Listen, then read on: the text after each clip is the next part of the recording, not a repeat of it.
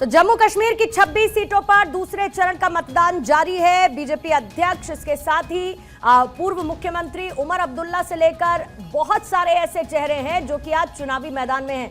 लेकिन सबसे बड़ी वोट की ताकत उस जनता के हाथ में है जो जबरदस्त उत्साह के साथ पोलिंग बूथ्स के बाहर इस वक्त कतारबद्ध है, क्योंकि अपने वोटिंग राइट को एक्सरसाइज करना चाहती है। अपनी बारी का इंतजार लोग कर रहे हैं। अलग अलग जगहों की हम आपको तस्वीरें दिखा रहे हैं, क्योंकि 6 जिले की 26 सीटें हैं, जिसमें 3 जिले आपके घाटी में आते हैं, 3 जम्मू में आते हैं। और ऐसे में नेशनल कॉन्फ्रेंस उम्मीदवार की तरफ से मतदान किया गया। मेंढर में वो आप देखिए, नौशेरा में आपको रविंद्र रैना नजर आएंगे। फिर 102 साल की वोटर भी पहुंची अपने मताधिकार का इस्तेमाल करने के लिए रियासी में। राजौरी में आपको कतारबद्ध लोग नजर आ रहे हैं। पोलिंग बूथ पर तमाम व्यवस्था बडगाम में भी की गई है। इसके साथ ही राजौरी में लोग कतारों में लगे हुए हैं। जम्मू में भी तस्वीरें आप देख रहे हैं। बडगाम, कटरा, अलग अलग जगह बुजुर्ग भी हैं जो कि अपने मताधिकार का इस्तेमाल करने के लिए पहुंचे हैं।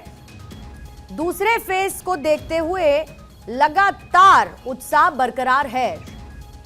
अनिरुद्ध प्रताप सिंह भी हमारे साथ मौजूद है और बाकी मेहमान भी है, लेकिन क्योंकि मैं थोड़ा सा कम समय सोहेल काजमी साहब आपको दे पाई थी, इसीलिए एक बार आती हूँ राहुल, आती हूँ सब समय रहेगा।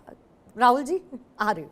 सोहेल काजमी जी आपके पास आते हुए, क्योंकि आपकी बात पूरी नहीं हो पाई थी और खास तौर पे मैं इंजीनियर राशिद के एक फैक्टर का जिक्र कर रही थी, क्योंकि लगातार ये कहा जा रहा है बीजेपी की बी टीम। इससे पहले भी हमने फर्स्ट फेज में इसको लेकर चर्चा की थी, लेकिन आज इसीलिए इंपॉर्टेंट है क्योंकि वो एक डिसाइसिव फैक्टर के तौर पर आज के सेकेंड फेज में काम कर रहा है।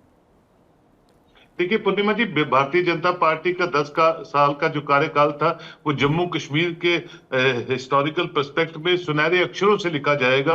मोदी साहब ने 2014 में जम्मू कश्मीर के लिए जो सपना जम्मू कश्मीर के लोगों को 5 अक्टूबर 2019 को भी बोला, वो सब चीजें प्रैक्टिकली तौर पे आज दिख रही हैं कि जम्मू कश्मीर में कंड्यूसिव एटमॉस्फेयर, पाकिस्तान के साथ जो बातचीत ना करना, गोली और बातचीत इकट्ठी नहीं चलेगी, ऑपरेशन ऑल आउट सक्सेसफुल, लोगों की एस्पायरेशंस पे सरकार ने काम किया, डेवलपमेंट, रोडों का जाल, बाकी चीजें। लेकिन भारतीय जनता पार्टी के पास वो चेहरे नहीं थे जम्मू कश्मीर में जो उन चीजों को, नीतियों को पॉपुलराइज कर पाते। और मेरे भाई जो भारतीय जनता पार्टी के यहाँ बैठे हैं, उन्होंने कहा कि बिल्कुल अच्छी बात की कि जीत हार तो लोग डिसाइड करते हैं, लेकिन जो इन्वेस्टमेंट भारतीय जनता पार्टी की, खासकर प्रधानमंत्री और अमित शाह ने जम्मू कश्मीर के लोगों की एस्पायरेशंस को देखते हुए की है, उसको कोई नजरअंदाज नहीं कर सकता। ये जो फिजा आप देख रहे हैं, ये जो लंबी लंबी कतारें देख रही हैं, तभी पॉसिबल हुई है कि लोगों का कॉन्फिडेंस बहाल करने में सरकार मजबूती से काम करती रही है। और उसके डिविडेंड्स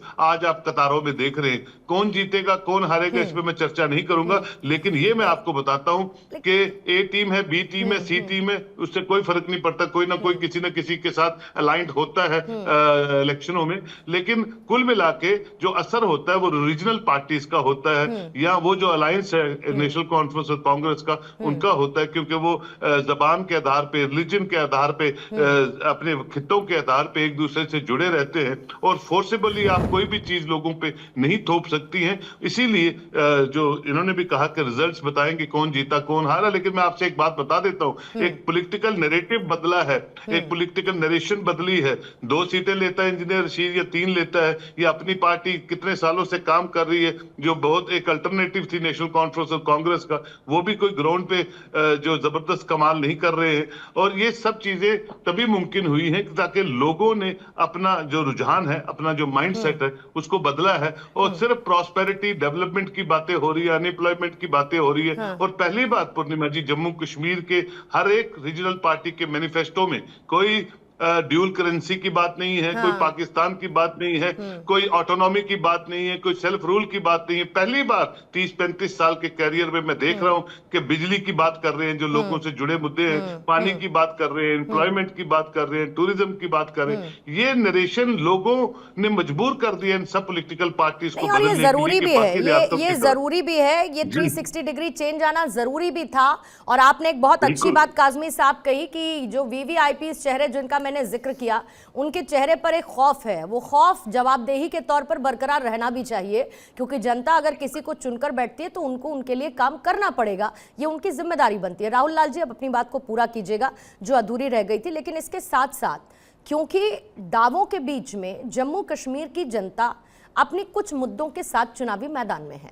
वो मुद्दे उनके बेरोजगारी से जुड़े हुए हैं, फिर स्टेटहुड की बात आ जाती है, 370 की घूम फिर कर बात आ जाती है।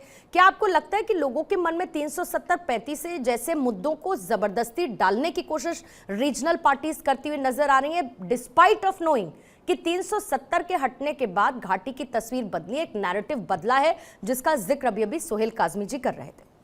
नहीं, देखिए 370 को लेकर भावनात्मक अटैचमेंट लोगों का हो सकता है, लेकिन तमाम जो राष्ट्रीय पार्टी है, भारतीय जनता पार्टी और कांग्रेस, दोनों पार्टियां सुप्रीम कोर्ट के सीधे सीधे निर्णय के साथ है। और मैंने जैसा प्रथम खंड में भी कहा था कि एक तरह से मुख्य मुद्दा जो है कि नेशनल कॉन्फ्रेंस और कांग्रेस गठबंधन का मुख्य मामला है, पूर्ण राज्य का दर्जा का मामला है। अब यहाँ पे जो हम लोग देख रहे हैं कि जो काफी जबरदस्त मतदान हो रहा है, प्रथम चरण में भी मतदान हुआ पूर्णिमा जी, और आज भी मतदान हो रहा है, ये बिल्कुल लोकतंत्र की एक जीत की स्थिति है। लेकिन हम लोगों को यह चीज देखना पड़ेगा कि इस मतदान में मतदान प्रतिशत बढ़ाने में भी भारतीय जनता पार्टी की बड़ी भूमिका है। वो तमाम लोग बोल रहे हैं, लेकिन मैं उस भूमिका को अलग संदर्भ में देखता हूं कि उनके चीजों के कारण से जनता में आक्रोश इतना ज्यादा है कि लोग उस आक्रोश को प्रकट करने के लिए सामने में निकल रहे हैं। और वो चीज हम लोगों को दिखाई दे रहा है कि एक तरह से कम घाटी के क्षेत्र में वो स्थिति बनी हुई है। यही कारण है कि 19 सीटों पर ही वो उम्मीदवार खड़ा कर पाए, और उसमें भी 19 में से कितने सीट बीजेपी जीतेगी घाटी के क्षेत्र में, ये कहना बड़ा मुश्किल है आज के समय में। कितने जगह उनका जमानत जब्त होगा। 2014 में रसीद के मामले को आप बराबर पूछ रहे हैं। घाटी में 2014 में कितनी जीती थी बीजेपी? 2014 की कहानी छोड़ दीजिए ना भाई, अब 2014 के बाद तो 10 वर्षों का इन्वेस्टमेंट कर लिया ना। 2014 में कितनी सीटें घाटी में जीती थी? मैं एक पॉइंट पर पहुंच रही हूँ, इसलिए मैं पूछ रही हूँ आपसे, 2014 में कितनी सीटों पर जीती? घाटी में इनका कहाँ कोई प्रभाव रहा है? नहीं रहा है ना, बिल्कुल 370 का भटा। लेकिन अब तो मैं कह रहा हूँ 370 का भटा, 370 का भटा, 370 हटा है, 5 अगस्त 2019 को हटा। 2019 को हटा, हम खड़े 2024 में। फिर आप कह रहे हैं घाटी में स्थिति मजबूत नहीं है, तो घाटी में तो 2014 में भी नहीं थी, तो इसमें 370 कहां से आया? नहीं, मैं 370 का तो मैं मामला रख ही नहीं रहा। मैं कह रहा हूं 370 के साथ शुरुआत की। आपने कहा कि वहां के लोगों में 370 को लेकर एक भावनात्मक पहलू है, उनको ये लग रहा है कि उनसे 370 और उनके विशेषाधिकार छीन लिए गए, इसीलिए आप बम्पर वोटिंग को उस नजरिए से देखते हैं कि उनमें नाराजगी है। कश्मीर घाटी में बीजेपी नहीं जीत रही है, मैंने सिर्फ डॉट्स को कनेक्ट किया राहुल लाल जी, मैंने सिर्फ डॉट्स को कनेक्ट किया। लेकिन इन सब में मैं इतना समझना चाहती हूं कि अगर कश्मीर घाटी की आप बात करते हैं तो 2014 में भी बीजेपी वहां पर मजबूत स्थिति में थी नहीं, पीडीपी वहां पर नंबर 1 पार्टी थी। यही वजह रही कि पीडीपी के साथ मिलकर उन्होंने सरकार बनाई। फिर 2024 में और 2019 में 370। यही सवाल तो मैं कर रहा हूं कि पिछले 10 वर्षों में वहां पे अगर हम लोग देखें डबल इंजन की सरकार, 10 वर्ष तो राज्य में रहे, 4 साल तो उनके साथ रहे, उसके बाद तो फिर राज्यपाल शासन, राष्ट्रपति शासन, केंद्र शासित प्रदेश, तमाम घटनाएं जम्मू कश्मीर ने देखी, और केंद्र में भी उनकी सरकार है। तो पिछले 10 वर्षों में केंद्र में सत्ता में, राज्य में सत्ता में, फिर भी आप कश्मीर के घाटी क्षेत्र में आपकी उपस्थिति नहीं है, और कह रहे हैं कि घाटी में हमने विकास की गंगा बहा दी। तो फिर विकास की गंगा को देखते हुए फिर लोग आपके साथ जुड़े क्यों नहीं? यही तो सबसे सवाल बना पड़ा हुआ है। इसका एक जवाब आप दीजिएगा, लेकिन जल्दी से एक बार वोटिंग परसेंटेज सुबह 9 बजे तक का आ चुका है, जल्दी से बता देते हैं आपको। 9 बजे तक जो वोटिंग रही है वो 10.22% की रही है। बडगाम में सुबह 9 बजे तक 10.91% वोटिंग हुई है। गांदरबल में 9 बजे तक 12.61% की वोटिंग हो चुकी है। पुंछ में 14.41% वोटिंग रही। राजौरी में 12.71% वोटिंग रही है। रियासी में 13.37% वोटिंग, और इसके साथ श्रीनगर में 4.70 वोटिंग। श्रीनगर में 4.70 वोटिंग। बाकी सब में अगर आप देखेंगे तो रियासी में 13.37 है, राजौरी में 12.71 है, पुंछ में 14.41 है, गांदरबल में 12.61 है, और बडगाम में 10.91% है। सर्वेश जी जल्दी से अपना इस पर टेक रखिएगा जो अभी राहुल लाल जी ने कहा, लेकिन साथ में एड ऑन भी कर रही हूं कि श्रीनगर में 9 बजे तक 4.70% वोटिंग। सर्वेश जी देखिए, वोटिंग प्रतिशत जो है आपने ये दिखाया, पुंछ में 14.12 इसके इर्द गिर्द लगभग हर जगह पर है। श्रीनगर में 4.70। हाँ, श्रीनगर का थोड़ा सा ये जो है सोचने वाली विषय है कि आखिर वहाँ क्या हो रहा है, इतने कम वोटिंग प्रतिशत क्यों है, जबकि श्रीनगर जो है राजधानी रहा है, गढ़ रहा है, फिर भी लेकिन जैसे जैसे ये होगा, मुझे लगता है कि वही 61 या 60% के आसपास इस चरण का भी होगा, ठीक है। क्योंकि बाकी के जगहों पे आप देखिए 12 से 14% के बीच में वोटिंग हो रही है।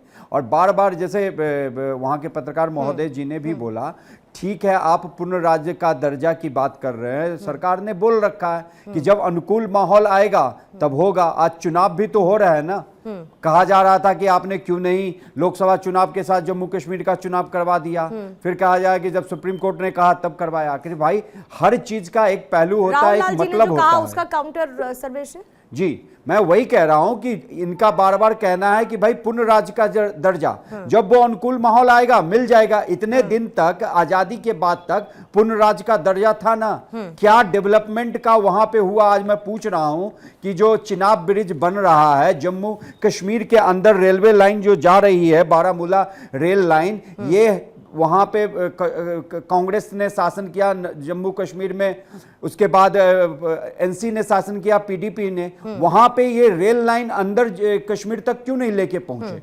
भाई डेवलपमेंट की ही बातें हो रही है ना। आखिर क्यों वहां के, जैसे कि काजमी साहब ने बताया कि लोग इलेक्ट्रिसिटी की बात कर रहे हैं, एम्प्लॉयमेंट की बात कर रहे हैं, टूरिज्म से जो लोग आ रहे हैं उसके लिए अनुकूल माहौल हो उसकी बात कर रहे हैं, ना कि ये 370 की बात हो या स्टेटहुड है लोगों में मुद्दा। लेकिन जो मेन मुद्दा है, जो एक आम जनमानस को प्रभावित करता है, उस मुद्दे को लेके लोग बाहर आ रहे हैं, वोटिंग कर रहे हैं। ठीक है, एक बार फिर से जरा ग्राउंड पे चलते हैं। मेरी सहयोगी शिखा ठाकुर एक बार फिर से मेरे साथ जुड़ी हुई हैं। शिखा, जरा आपके आसपास अगर मुमकिन हो कुछ लोगों से बातचीत तो जरूर करिएगा। फिलहाल मुझे आपके पीछे लाल चौक पर वो तस्वीर नजर आ रही है जो मुझे लगता है हर एक भारतीय देखना चाहता है, लेकिन कुछ वीरानगी सी भी साथ साथ है। अगर इससे पहले मुमकिन हुआ हो, वोटर्स से आपकी बातचीत हो पाई हो, क्या कह रहे हैं? क्योंकि श्रीनगर में अभी तक का वोटिंग परसेंटेज 9 बजे तक का 4 पॉइंट समथिंग रहा है, जो बाकी जगहों के कंपैरिजन में कुछ कम नजर आता है। शिखा। बिल्कुल पूर्णिमा, ये लाल चौक पे इस समय मैं हूँ, घंटा घर आपको नज़र आ रहा है और हर एक घंटे पे जब ये घंटी बजती है तो ऐसा लगता है कि जम्मू कश्मीर की जो जनता है वो अपने दिल में जो बातें लेकर के आई है वही बातें लेकर के पोलिंग बूथ तक पहुँच रही है। अभी हम लाल चौक के पोलिंग बूथ पे थे, आपको मैंने वहाँ से तस्वीरें दिखाई। लोगों का यहाँ पर कहना ये है पूर्णिमा कि इस बार यानी इस फेज़ में 65% से कम वोटिंग नहीं होने वाला है, क्योंकि लाल चौक मेजरली उसमें जोड़ा गया है और इस जगह का ऐतिहासिक महत्व तो है ही, साथ ही पारंपरिक महत्व भी है, क्योंकि यहीं से थोड़ी दूर पर शंकराचार्य का वो विशाल मंदिर है जो हमारी संस्कृति से जुड़ा हुआ है, जो हिंदुत्व से जुड़ा हुआ है। और आपने चूंकि वीरानगी की बात की तो यहाँ पे चप्पे चप्पे पर पुलिस फोर्स की तैनाती है। यहाँ से बार बार यही कहा जा रहा है कि आप यहाँ से मूव आउट हो जाइए, क्योंकि यहाँ जो चुनावी प्रक्रिया है वो बड़ी तेजी से चल रही है। अब जितनी बार यहाँ पर देखेंगे, अगर आप टकटकी लगाए देखेंगी पूर्णिमा, तो आपको सीआरपीएफ की गाड़ियाँ दिखेंगी, जवानों की गाड़ियाँ दिखेंगी, क्योंकि इस जगह का महत्व ही कुछ ऐसा है। और मुझे समय याद आता है नरेंद्र मोदी जब यहाँ झंडा तिरंगा फहराने आए थे, मनोहर लाल जोशी उनके साथ थे और एक तिरंगा यात्रा निकाली गई थी जो बहुत सारे देशों से, बहुत सारे माफ कीजिएगा राज्यों से होकर के निकलकर जम्मू कश्मीर तक पहुंची। रिपोर्ट बाकायदा जवाहरलाल नेहरू को उस समय सौंपी भी गई थी और इसलिए मैंने कहा कि ऐतिहासिक महत्व तो है ही, लेकिन जो तस्वीर मिल रही है वो कश्मीर की बदलते तस्वीर का एक परिचायक के तौर पर देखा जा सकता है। नौशेरा में चुनाव है, रविंद्र रैना वहां से हैं, उमर अब्दुल्ला बडगाम से भी चुनाव लड़ रहे हैं और गांदरबल से भी चुनाव लड़ रहे हैं। इसलिए भी ये सीट भी बहुत महत्वपूर्ण हो जाती है और न केवल ये सीट बल्कि 26 विधानसभा सीटें जहां आज वोटिंग हो रही है। फिलहाल पूर्णिमा यहाँ सब कुछ बहुत बढ़िया है, एकदम ठीक ठाक है और उम्मीद यही है कि वोटिंग परसेंटेज भी पहले के मुकाबले बेहतर है। जाहिर बात है, जम्मू रीजन में देखिए विकास, रोजगार, शांति, घाटी में धारा 370, आर्टिकल 370 जो है वो एक बड़ा मुद्दा छाया हुआ नजर आ रहा है। इसके साथ जो यूथ है वो बेरोजगारी का जिक्र बार बार करता है। बीजेपी डबल इंजन की सरकार बात करते हुए विकास की बयार बहाने की बात करती है, तो दूसरी तरफ जो रीजनल पार्टीज हैं वो 370 की बहाली और स्पेशल स्टेट का दर्जा वापस दिलाने का दम भी भर रही हैं।